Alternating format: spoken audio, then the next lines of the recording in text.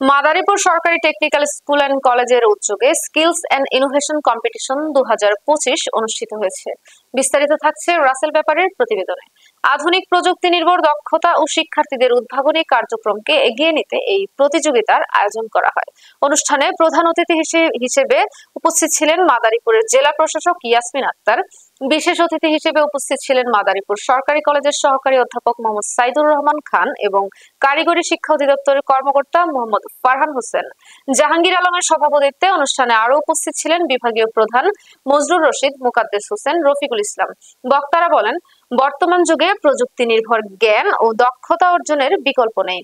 শিক্ষার্থীদের সৃজনশীলতা ও বাস্তবমুখী জ্ঞান অর্জনের মধ্য দিয়েই দেশের অর্থনৈতিক অগ্রগতি ত্বরান্বিত হবে। বিশ্ব ব্যাংকের অর্থায়নে এই প্রতিযোগিতা আয়োজন করা হয়। প্রতিযোগিতায় অংশগ্রহণকারী শিক্ষার্থীরা বিভিন্ন নতুন ধারণা ও উদ্ভাবনী প্রকল্প উপস্থাপন করে।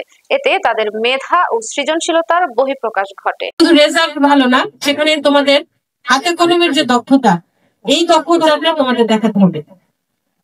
যে জায়গাতেই তোমরা চাকরি করো, সেটা আমাদের বাংলাদেশে হোক অথবা দেশের বাইরে হোক, প্রত্যেকটা জায়গায় তোমাদের দক্ষতাটাকেই মেইন প্রাধান্য দেওয়া হয়। অতএব তোমরা চেষ্টা করবে যেটা শিখছো, তোমাদের শিক্ষকরা যেটা শেখাচ্ছেন, তোমাদের মনে হচ্ছে আমি এটা বুঝতে পারিনি, দ্বিতীয়বার তৃতীয়বার যতক্ষণ তুমি বুঝতে না পারবে ততক্ষণ জিজ্ঞেস করবে।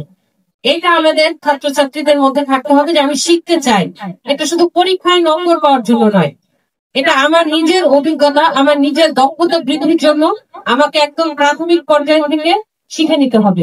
আমি আশা করবো তোমরা যারা এখানে ছাত্রছাত্রী আছো, প্রত্যেকেই নিজেদের দক্ষতা বৃদ্ধির চেষ্টা করবে, নিজের আত্ম উন্নয়নের চেষ্টা করবে। যেহেতু প্রতিষ্ঠানটি